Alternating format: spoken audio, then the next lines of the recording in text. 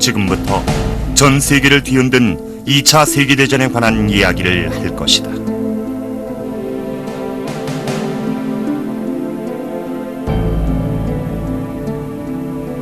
이 전쟁으로 모두 7,400만 명이 사망했는데 독일인 사망자가 550만 명, 중국인 사망자가 2,100만 명이었다.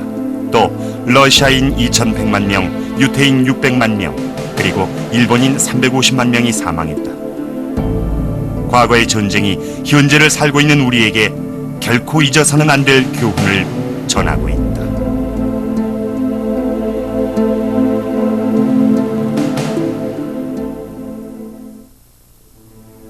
1933년 3월, 독일에선 새 수상이 임명된다. 그는 권력을 얻는 과정에서 불법 행위를 하지도 않았고 폭력을 사용하지도 않았다. 민주주의의 절차를 거쳐 임명된 것이다. 하지만 그는 공공연하게 민주주의를 부정했고 피를 흘려서라도 아직 끝나지 않은 1차 세계대전의 마무리를 할 것이라고 선언했다. 이 사람이 바로 아돌프 히틀러다.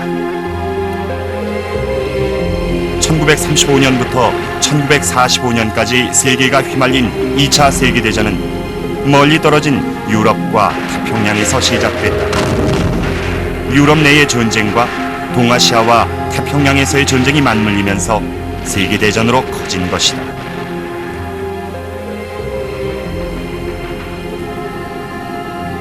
(1939년) 당시 세계 지도자들은 1차 대전으로 정권을 잡은 인물들이었다. 히틀러는 1차 대전 당시 서부전선의 보병으로 참전했다.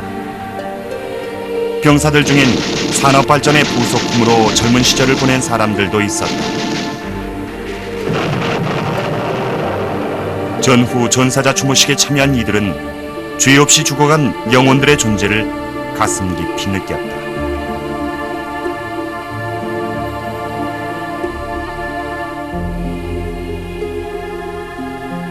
제1차 세계대전의 발발과 종전까지의 과정을 들여다보면 제2차 세계대전을 이해할 수 있다.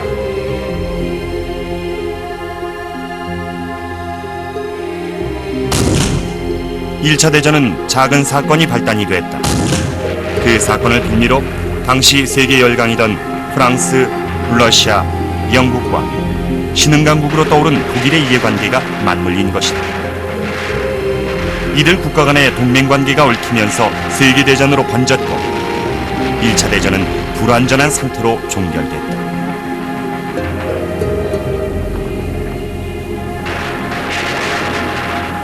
독일군이 수세에 몰리고 러시아 혁명이 일어나면서 갑작스레 전선의 일부가 무너지게 됐다.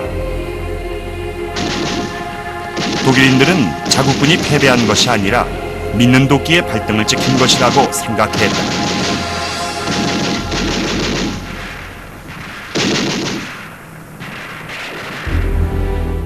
(1918년) 휴전협정으로 전쟁이 일단 중단됐고 다음해 베르사유 조약으로 1차 세계대전이 종결됐다.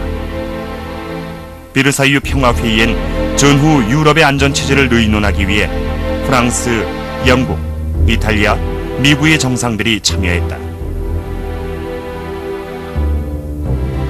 소비에트 연방의 혁명정부는 회담에 초대받지 않았고 독일은 회의에는 참석하지 못하고 결과만 통보받았다. 프랑스는 독일에게 공식적으로 전쟁 도발의 책임을 물어야 한다고 주장했고 영국 역시 마찬가지 입장이었다. 조약 내용은 모두 전쟁의 책임을 물어 독일을 처벌하고 약화시켜 평화를 유지한다는 것이었다. 사실 이 조약 자체가 훗날 2차 대전의 준비 단계나 다름없었다. 독일은 점령한 영토의 대부분을 빼앗겼다. 러시아, 오스트리아와 함께 분할 통치하던 폴란드 영토도 반환함으로써 폴란드가 독립하게 됐다. 이로써 폴란드는 더 이상 러시아나 독일인의 나라가 아니라 폴란드인의 나라로 자주적인 길을 걷게 된 것이다. 하지만 유럽의 지도를 새로 만들려는 독일인에게 그런 건 중요하지 않았다.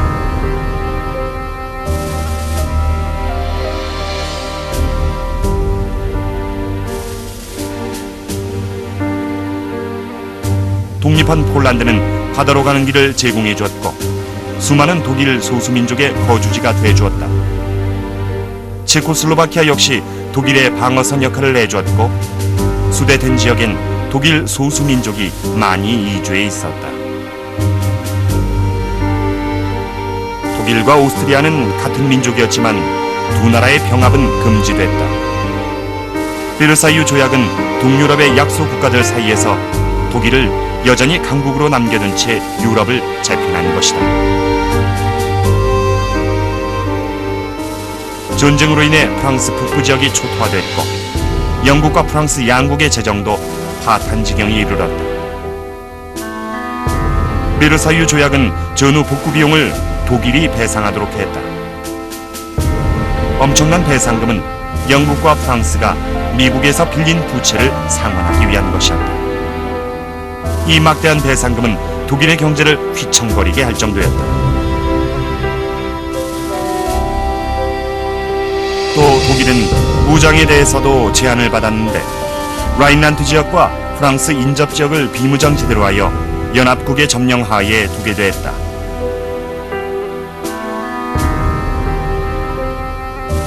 독일군 병력은 다시 전쟁을 일으킬 수 없도록 10만 이내로 제한됐고 1차 대전 이후 쏟아져 나온 탱크나 전투기 같은 현대식 무기 보유도 금지됐다.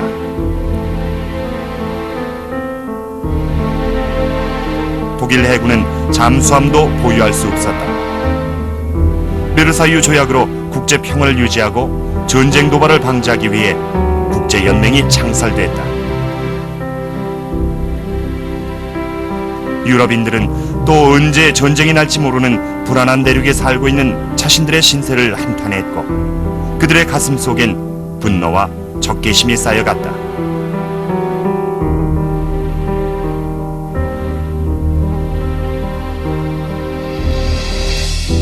이제 유럽의 강국은 국력이나 국토, 산업, 경제, 인구 모든 것을 잃지 않고 고스란히 간직하게 됐다. 국제평화와 안보를 위한 체제로서 베르사유 조약이 성공하려면 독일의 협조가 필수적이었다. 독일이 배상을 거부하거나 재무장해 라인란트 지역으로 군대를 이동시킨다면 또다시 끔찍한 사태가 벌어질 수도 있는 일이었다.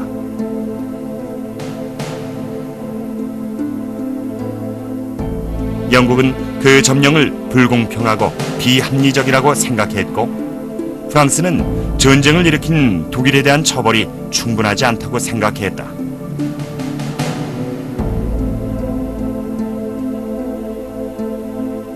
독일이 조약을 위반할 경우 처벌은 오직 전쟁뿐이었다.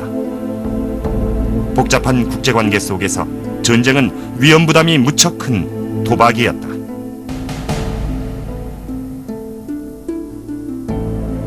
(1차) 세계대전 내내 중립원칙을 고수하다가 1917년 본격적으로 참전한 미국은 종전 후 평화원칙을 발표하며 다시 독자 노선을 걸었다.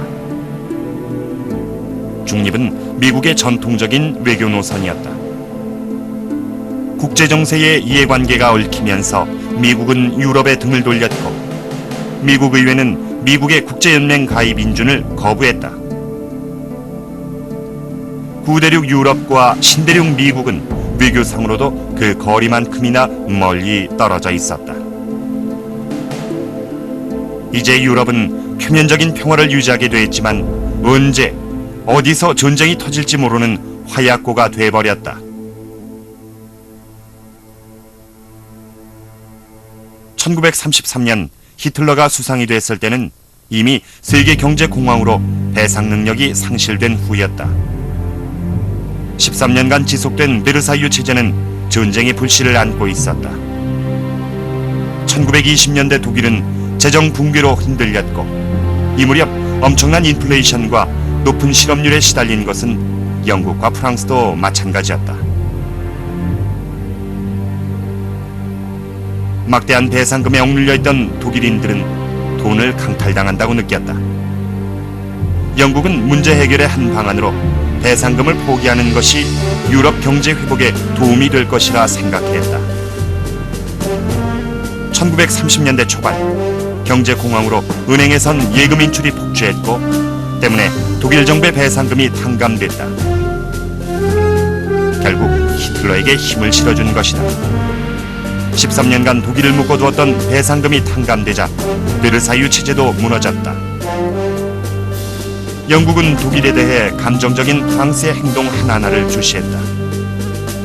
1차 대전 이후의 세계는 너무나 복잡해서 히틀러의 단순한 야욕도 눈치챌 수 없었다.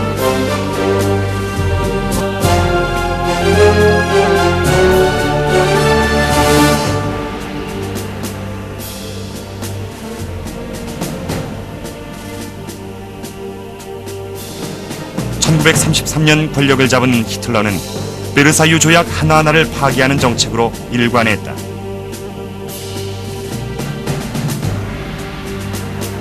전 세계 지도자들과 일반 국민들은 히틀러와 나치즘을 과소평가했다. 그들은 히틀러가 다른 정치가들과 마찬가지로 국민 앞에선 어떤 약속이든 다 하지만 실제로는 그 약속을 지키지 못할 거라고 생각한 것이다. 하지만 히틀러는 말한 대로 행동하는 정치가였다.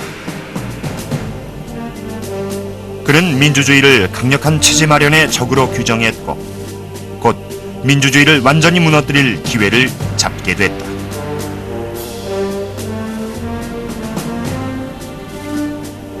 히틀러가 독일 수상이 된 지 한 달 후 국회의사당 건물에 의문의 화재 사고가 일어났다. 독일 민주주의의 심장부를 공격당한 이 사건은 나치 체제의 기반을 더 확고히 해줬다. 나치스는 이 방화사건 배후로 독일 공산당을 지목했고 이들이 체제 전복을 꾀한다는 구실로 공산주의자를 비롯한 반나치 정파에 대한 무차별적인 탄압을 시작했다.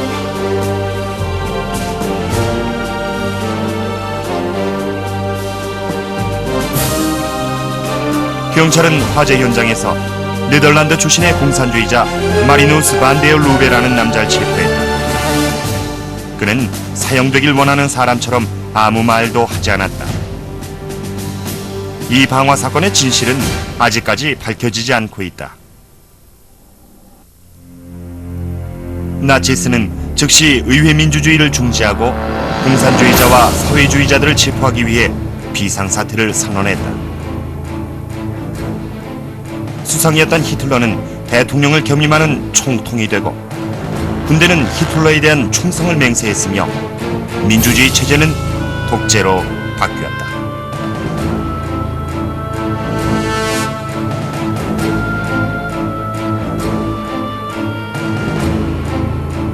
나치스는 제1당으로 확실히 자리를 굳히자 유태인에게 전쟁의 책임을 물어야 한다는 생각을 행동으로 옮겼다. 히틀러는 유태인이 아리아인을 몰락시키려 하고 있으며 그들이 독일과 영국의 전쟁을 일으킨 것이라고 주장했다. 그는 또 유태인이 독일 민족을 위협하기 위해 슬라브족을 이용했다고 생각했다. 그 결과는 무차별적인 유태인 박해로 나타났고 이런 분위기는 독일 사회 전반으로 퍼져나갔다.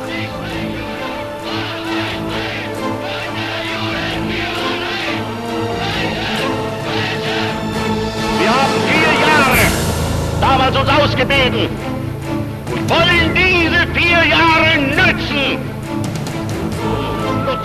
히틀러는 약속을 지켰다.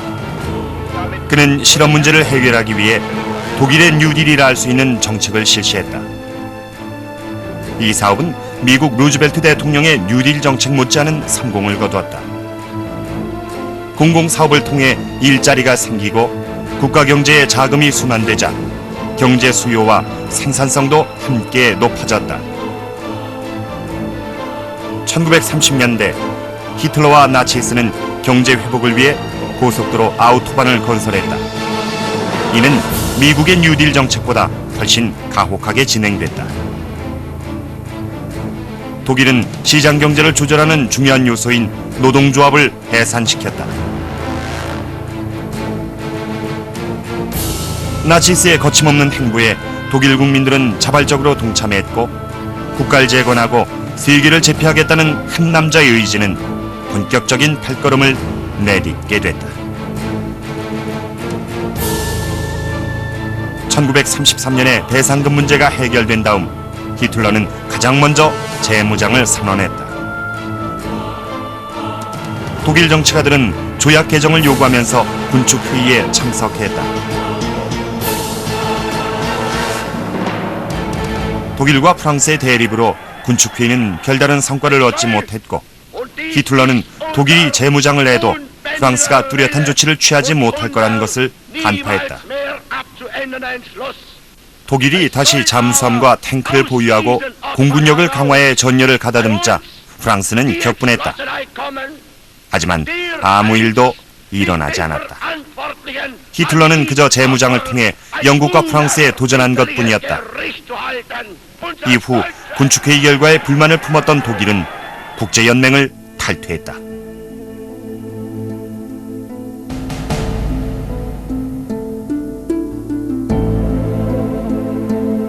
(1935년 3월) 독일은 베르사유 체제가 완전히 무너지지 않은 상황에서 자르 지방을 되찾았다. 자르는 경제적 요충지인 동시에 프랑스와 국경을 마주하고 있는 지역으로 1차 대전 이후 자르 탄전의 채굴권은 프랑스에 양도돼 있었다.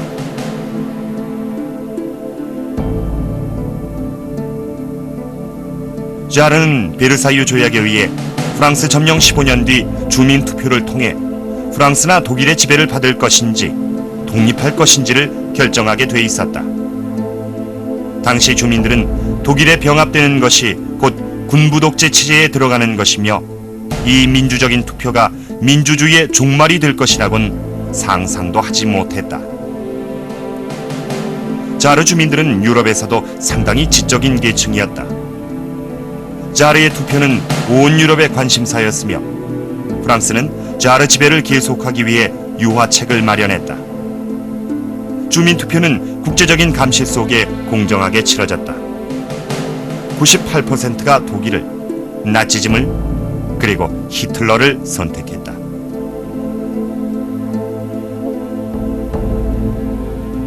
당시 유럽인들은 모두 다가올 전쟁에 일조를 하고 있었다. 히틀러가 유럽의 전쟁을 주도한 인물이라면 이탈리아의 독재자 무솔리니는 그를 뒷받침한 인물이라 할 수 있다. 무솔리니와 이탈리아의 파시즘은 강대국이 되고자 하는 열망으로 설명할 수 있다. 이탈리아의 파시스트들은 독일의 나치스보다 먼저 국가 권력을 장악했다. 이탈리아는 1차 세계대전의 승전국이었지만 전후 보상을 제대로 받지 못했고 국내 사정도 어려워졌다. 무솔리니는 민주주의를 대신할 미래 대안으로 파시즘을 제시했다. 나치즘은 바로 이 파시즘에서 기본적인 사상을 빌려간 것이다. 히틀러와 무솔리니의 가장 큰 차이점은 말과 행동의 일치 여부에 있었다. 무솔리니는 이탈리아의 국력을 떠벌렸지만 실제 이탈리아는 천연자원도 부족하고 산업도 충분히 발달하지 못해 그의 말처럼 부강한 나라가 아니었다. 무솔리니는 스스로를 파시즘의 창시자며 히틀러의 선배라고 생각했다. 훗날 히틀러의 성공을 접하게 된 무솔리니는 그의 허세를 행동으로 옮겼다. 이런 허영과 질투로 인한 정책은 독이 동맹을 약화시키게 했다. 1935년 이탈리아는 아프리카의 에티오피아를 침공했다. 에티오피아는 그 당시 아프리카 대륙의 유일한 독립국으로 황제에 지배받는 봉건군주제 국가였다. 이탈리아와 에티오피아는 19세기에 전쟁을 치른 적이 있었는데 그땐 이탈리아가 패배했었다. 무솔리니는 보복을 원하기도 했다. 에티오피아 역시 제국을 확장하고 있었는데 이것이 이탈리아의 제국주의와 약간 충돌했다. 무솔리니는 왜 에티오피아에 자국의 군대를 보낸 것일까? 그것은 국내 문제에 편중돼 있던 이탈리아 국민의 관심사를 해외로 돌리려는 시도도 아니었다. 무솔리니는 그저 권력을 휘두르며 국민의 동의를 즐겼다. 에티오피아는 굳이 식민지로 삼을 만큼 가치 있는 나라도 아니었고, 그렇다고 강력한 제국주의의 라이벌이었던 것도 아니었다. 이 침공으로 이탈리아가 얻은 소득은 세계가 이탈리아의 영향권이 아프리카에까지 미친다는 사실을 인식한 것뿐이었다. 무솔리니의 허세에서 비롯됐다고 밖에 볼 수 없는 전쟁이었다. 한 사람의 자존심이 한 국가의 운명을 결정한 것이다. 그런데 유럽에서 멀리 떨어진 이 왕국을 침략한 일이 세계대전과 무슨 연관이 있었을까? 그의 답은 국제연맹에서 찾을 수 있다. 에티오피아는 국제연맹의 회원국이었던 것이다. 이탈리아의 침공을 받은 에티오피아 황제는 연맹에 원조를 요청했다. 국제연맹은 논의 끝에 이탈리아의 석유 공급을 중단하는 경제 제재를 가했다. 이것은 이탈리아 경제에 상당한 타격을 주었지만 금방 해제됐다. 연맹이 또 다른 조치를 취하기 전에 이탈리아는 완전히 승리를 굳혔고 무솔리니는 에티오피아의 새 황제이자 이탈리아의 왕이 됐다.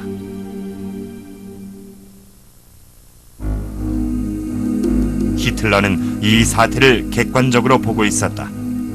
독일은 연맹 회원국이 아니었지만 이탈리아에 가해진 제재를 자세히 검토했다. 여기서 히틀러는 국제사회가 침략 행위를 처벌할 능력이 없음을 확인하고 다음 행로를 결정했다. 라인란트 비무장지대로 진주하여 프랑스 국경 근처에 독일군 주둔을 금지하는 베르사유 조약을 유명무실하게 만들어버린 것이었다. 1936년 3월 7일 독일군은 라인강을 건너기 시작했다.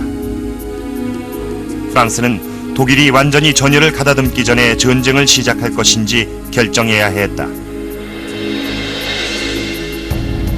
그것은 히틀러가 이긴 게임이었다.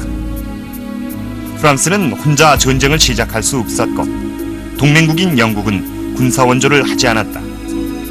독일은 단순히 영토에 대한 지배권을 확실히 하고 있는 것뿐이며 이를 그냥 두는 것이 히틀러에게 굴복하는 것이라곤 생각하지 않았기 때문이다. 독일의 라인란트 점령을 진정한 1차 세계대전의 종전이라 볼 수 있다. 이후 독일은 베르사유 체제 타파를 그만두고 공격적인 영토 확장을 시작했다.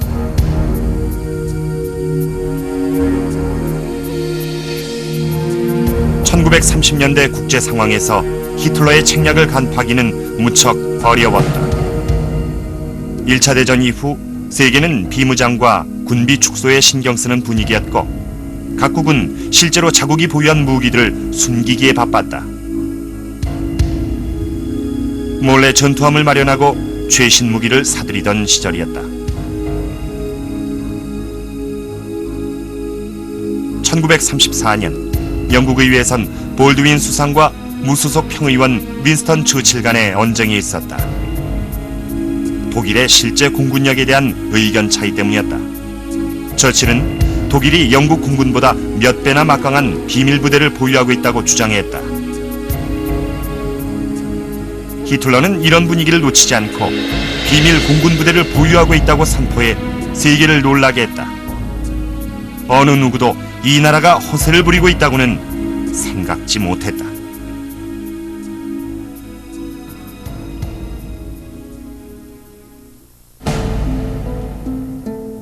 (1936년) 스페인에서 내란이 일어났다. 내란으로 스페인은 유럽 대륙에서 고립된 위치에 있다는 것을 상기시켜 주었고 이후 유럽 내 전쟁에서 항상 중립을 지키고 있다.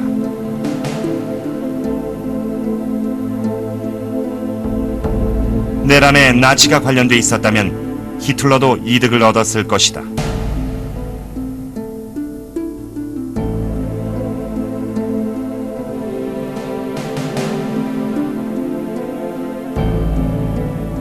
공화정부군에 가담해 싸운 젊은이들 중엔 미국인들도 있었다. 미국은 스페인 내란에 대해 중립을 유지했다. 미국은 2차 대전사에서 빼놓을 수 없는 나라다. 하지만 1차 대전 이후 국제 무대에서 미국의 역할은 거의 없었다. 그 시기 미국은 복잡한 국내 문제 해결에만 주력했다.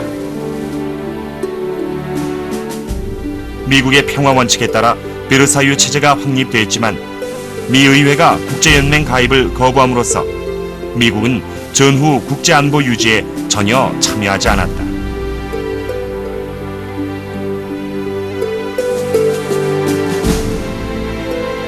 당시 미국은 불황으로 국내 경제가 침체돼 있어 그 문제를 해결하기 바빴다.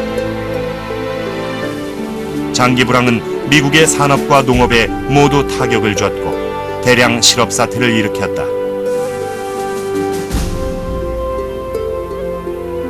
때문에 연일 백악관 앞에서 시민들의 집회가 계속되던 시기였다. 메가더 장군은 시민들의 집회 진압 부대를 지휘하면서 남다른 지위를 갖게 됐다.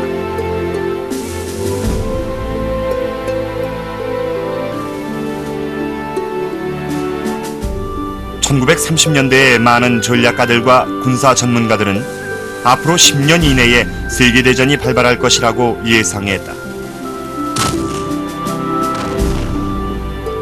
전쟁 발발 예상 지역은 영국과 미국이었다. 미국은 전통적으로 고립주의 외교 노선을 추구하고 있었다. 1932년 민주당의 프랭클린 루즈벨트가 대통령으로 당선되면서 미국 정치 노선엔 새로운 바람이 불기 시작했다.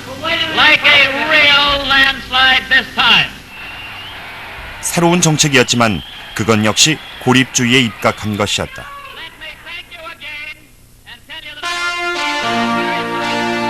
경제 공황을 해결하기 위한 뉴딜 정책은 더욱더 국내 문제에만 관심을 기울인 것이었다.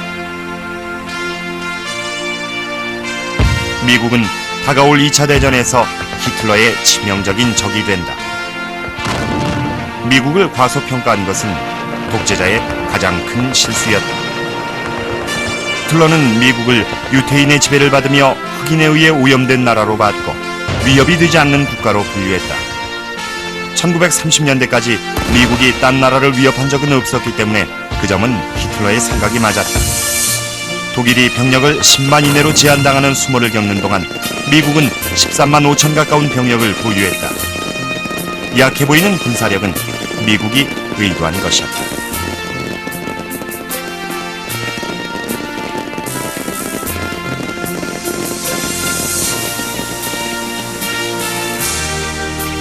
(1935년) 미국 의회는 중립적인 법안을 통과시키면서 다시 한번 고립주의를 강화했다. 이 법안엔 미국이 1차 대전에 참전하도록 한 미국 무기 제조업자들이 관련돼 있었다. 새로운 법안으로 미국은 어느 나라의 무기를 팔든 보호받을 수 있게 됐다. 히틀러가 미국에서 무기를 샀다면 바다 건너 일본은 미국을 시기 어린 눈으로 봤을 것이다.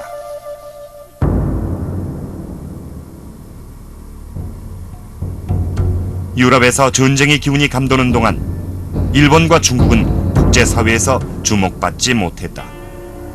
지구 반대편에서는 새로운 사상이 피어나기 시작했고 무자비하고 잔인한 움직임이 진행되고 있었다.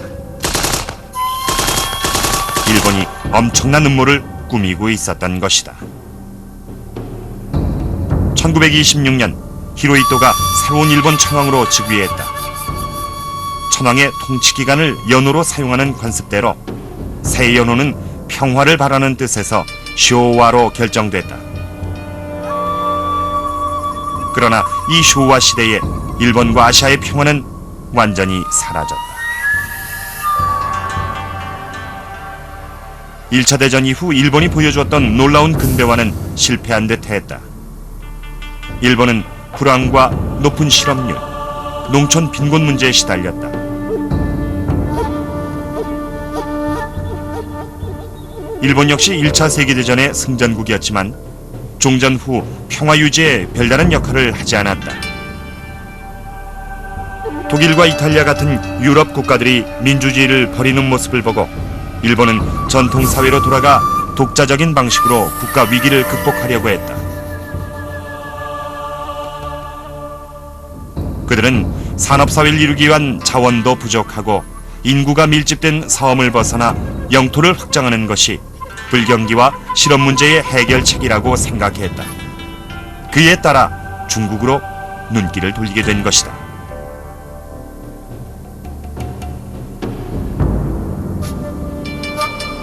일본은 파시스트와 동맹을 맺었지만 파시스트 국가는 아니었다.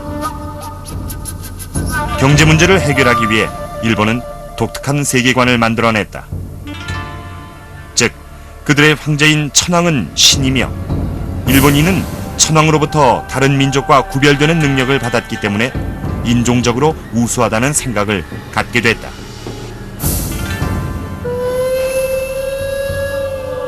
이러한 사상을 가진 일본은 아시아 전역으로 국토 팽창 작업을 시작했다. 그리고 세계대전으로 커지면서 미국과 싸우게 됐다.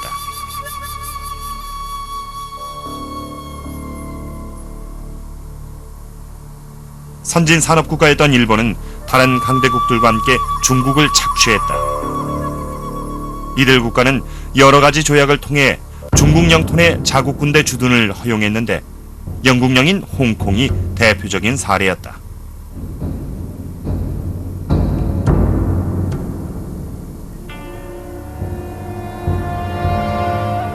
(1931년) 일본은 중국에서 스스로 선로를 폭파한 뒤 이를 중국 측 소행이라고 주장했다. 이를 트집잡아 만주 지역을 점령하고 괴뢰국가인 만주국을 세운 뒤 중국의 마지막 황제 후이를 괴뢰정부 수장으로 앉혔다.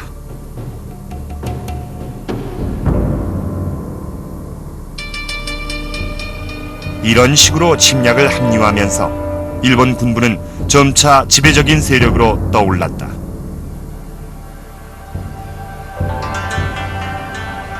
일본의 만주 침략은 국제연맹에 큰 타격을 주었고 2차 대전 발발의 한 획을 긋는 사건이 됐다.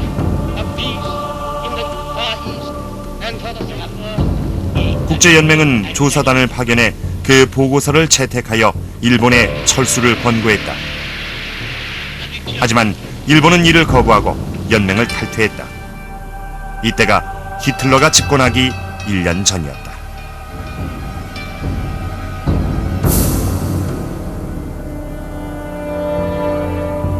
(1936년 11월) 소련 공산주의자들은 극동의 일본에서 독일, 이탈리아와 함께 협정을 체결했다. 이것은 서로 간의 신뢰나 이데올로기를 바탕으로 한 것이 아니라 공통된 적에 대한 두려움과 일시적인 편의에 의한 것이었다. 일본은 나치즘의 인종주의와 자신들의 인종주의는 결코 화합할 수 없다는 것을 알고 있었다. 1937년 7월 중일전쟁이 발발했는데 만주사변과 마찬가지로 일본군이 일으킨 군사행위가 원인이었다. 중국은 장개석의 지휘 아래 저항을 계속했지만 전쟁은 길어졌고 시간이 갈수록 잔혹해졌다. 1937년 12월 일본은 중국의 수도 난징을 점령하고 수십만의 중국인을 무자비하게 살육하고 강간했다.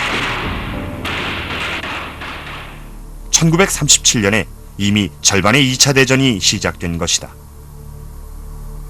중국 사학자들은 중일전쟁이 2차 대전의 시작이라고 생각한다.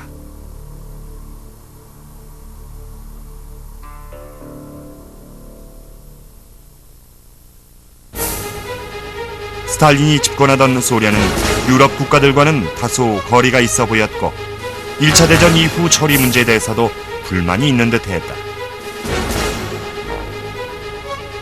소련이 주로 관심을 가진 것은 볼셰비키 사상에 대항하는 자본주의의 확산을 막는 일이었다. 이때 소련은 5개년 계획을 실시해 공업화에 기반을 닦던 시기였다. 또 스탈린의 대숙청이 있던 때라서 스탈린을 비롯한 소련인들은 모두 공포에 떨며 지냈다. 내부의 적을 비롯해 배신과 고발, 강제 수용소에 대한 두려움 등 주변의 모든 것이 공포의 대상이었다. 이 시기의 대숙청으로 스탈린은 강력한 독재 체제를 확립하고 개인의 자유를 억압했다. 1930년대에 히틀러와 스탈린 중 누가 더 악명을 떨쳤을까? 그래도 히틀러는 반공산주의자였기 때문에 서유럽에선 스탈린이 더 무서운 적이었다. 히틀러와 직접 만난 정치가들과 민주주의자들의 행동은 나치스의 판박이나 다름없었다. 전쟁사는 이들을 히틀러의 거짓말에 굴복한 유화 정책가들로 비난하고 있지만 진실은 훨씬 복잡하다. 승전국들은 협상이나 타협에 있어 아무런 구속력이 없었기 때문에 베르사유 조약이 체결된 후 유화 정책은 모든 문제의 해결 방안이 됐다.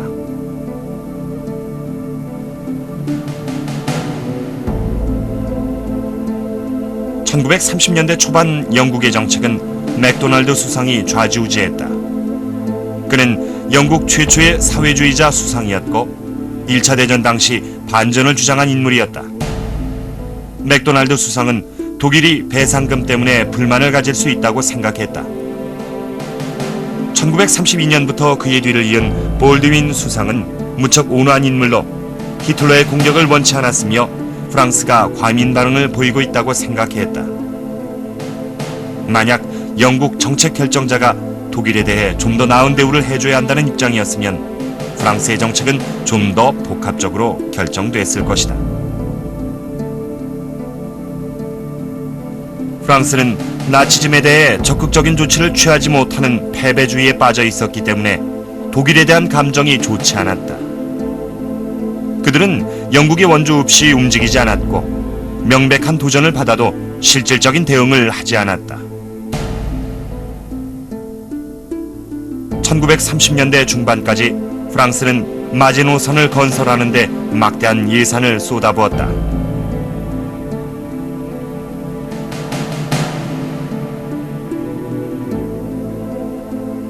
당시 육군 장관인 마지노의 이름을 따서 붙인 이 방어선은 독일의 공격에 대비하기 위한 것으로 스위스 국경에서부터 벨기에와 룩셈부르크 국경까지 이어지는 요새선이었다. 마지노선의 취약점은 프랑스의 서부 국경을 다 연결하지 못했다는 것이다. 우방국이며 중립국가인 벨기에 깊숙이 요새를 확장하는 것은 바람직하지 못하다는 판단에서였다. 이 요새선엔 도로와 철로를 비롯한 지하 설비가 완벽하게 돼 있었고 완전 무장을 갖춘 지하 벙커까지 마련돼 있었다. 튼튼한 마지노선은 프랑스의 전략을 반영한 것이었다. 사람들은 과거를 통해 미래를 예측하기 때문에 프랑스도 앞으로 전쟁이 일어난다면 분명히 서부 국경에서 독일이 침략해 올 것이라고 생각한 것이다.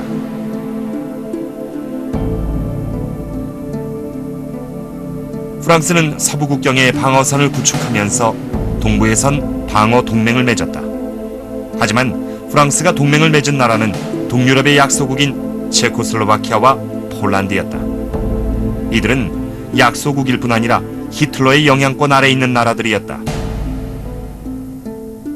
특히 폴란드는 강대국이 되겠다는 망상에 사로잡혀 매우 공격적이고 불안정한 상태였다. 이 동맹이 오히려 프랑스를 참전시키는 결과를 가져왔다.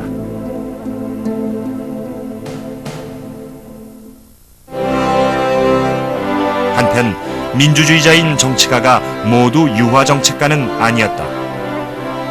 영국의 윈스턴 처칠은 나치즘이 큰 전쟁을 일으킬 것이라고 지속적으로 경고했다. 1930년대 처칠은 영국의 군비 낙후를 지적하며 강경 대응책을 주장해 위험한 인물로 낙인 찍혔다.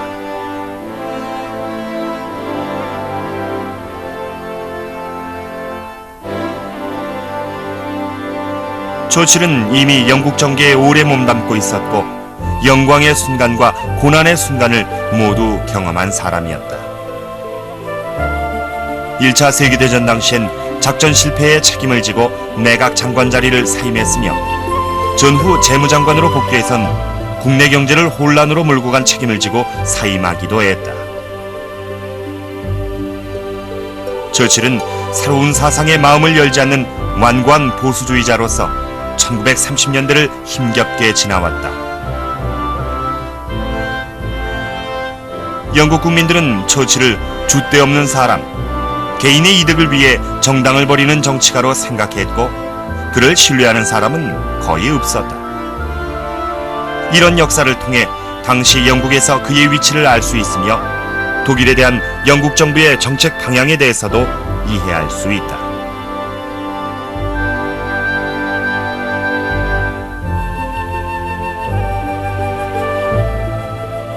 (1937년 5월) 볼드윈의 뒤를 이어 네빌 체인벌린이 영국의 수상 자리에 앉게 된다.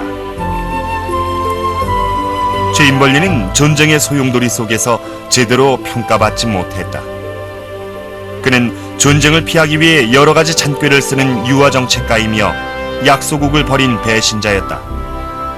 이런 그의 모습은 처칠의 강인함에 대비돼 더욱 약하게만 보였다. 체인벌린을 평가하기 위해선 우리 스스로에게 질문을 던져봐야 한다.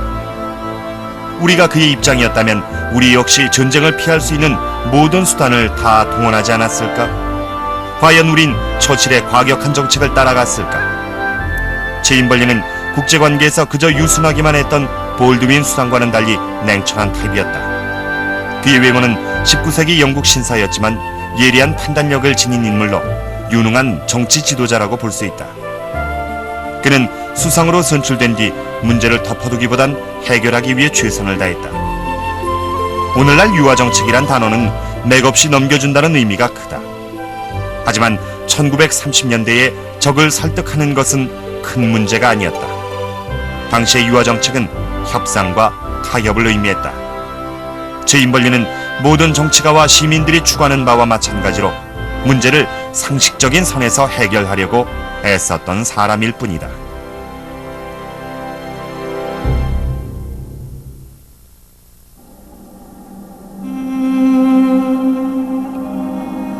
(1938년) 독일과 오스트리아의 합병으로 베르사유 조약이 완전 파기됐기 때문에 이를 2차 대전의 서막이라고 보는 사학자들도 있다.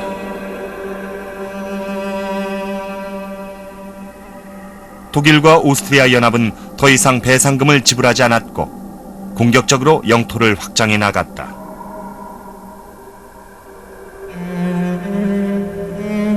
나치즘은 모든 독일인이 한 국가 안에 살아야 한다고 주장했고 먼저 히틀러 본인이 태어난 오스트리아를 합병했다. 이 합병은 독일 산업의 근간을 이루었고 영토 확장의 가능성을 높여주었다. 이것은 독일이 동부전선을 확보하기 위한 첫 번째 움직임이었다.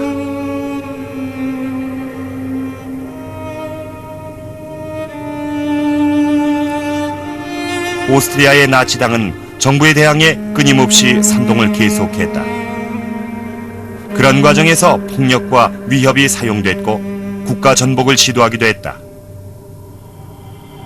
1936년 오스트리아는 히틀러와 신사협정을 맺었고 그때까지 선동을 계속하던 나치스에겐 특권이 주어졌다. 2년 뒤인 1938년 2월 양국 정상은 다시 만나 오스트리아 안보를 담당하는 장관을 두기로 했다.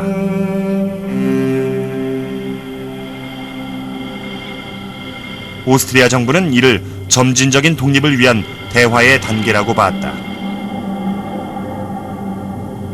라인란트 지방을 재점령하면서 히틀러는 병력을 과시했고 독일군은 실제로 오스트리아 국경으로 밀려들어왔다. 오스트리아의 왕정을 혼란에서 지켜준다는 명분이었다. 어쩌면 2차 세계대전은 전화를 통해서 시작된 건지도 모른다. 오스트리아의 독립을 꾀하던 오스트리아 정치가들은 유럽 각국의 정상들에게 전화로 협조를 요청했다. 그러나 통화 결과 오스트리아를 지원해줄 나라는 하나도 없다는 사실을 알게 됐다.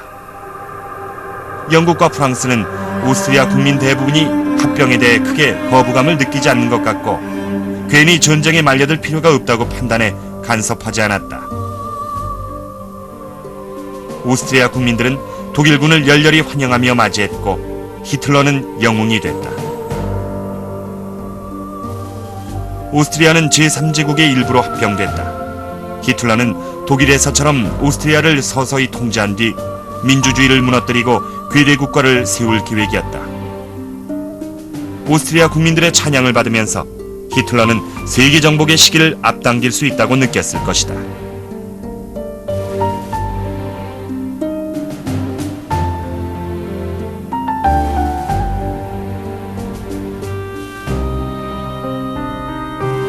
오스트리아 다음으로 히틀러의 목표가 된 나라는 체코슬로바키아였다. 히틀러가 독일인이 많이 이주해 있는 체코슬로바키아의 수데텐 지방 할양을 요구한 것이었다. 이 위기를 해결하기 위해 영국의 체인벌린 수상을 비롯한 유럽 강대국 지도자들이 뮌헨으로 모여들었다. 이 뮌헨 회담은 세계 언론의 보도하에 이루어진 최초의 국제 정상회담이었다. 당사국인 체코는 회담에 참여하지도 못한 채 영국, 프랑스, 독일, 이탈리아의 정상들이 모여 유럽 약소국가의 운명을 결정했다. 뮌헨 회담은 독일에 대한 유화 정책의 정점으로 평가를 받았으며 세계인들의 칭송을 받았다. 체인벌린은 영웅이 돼 런던으로 돌아왔고 국민에게 평화를 약속했다. 모두가 평화를 확신하며 기뻐했다. 하지만 히틀러가 약속을 지키지 않을 거란 걸 알게 되면서 이런 분위기는 순식간에 사라졌다. 영국과 프랑스가 재무장을 하자 세계는 현실에 눈을 떴다. 히틀러는 동부전선을 확보할 욕심으로 체코의 나머지 영토를 점령했고 이로 인해 체코슬로바키아는 분리됐다. 이제 유럽 전역엔 본격적인 전운이 감돌기 시작했다. 독일과 소련은 전격적으로 독소 상호 불가침 조약을 맺고 폴란드를 반씩 나눠 점령했다. 이를 계기로 전 세계는 히틀러의 야심을 확실히 알게 됐고 영국과 프랑스가 독일의 선전포고를 함으로써 제2차 세계대전은 시작됐다.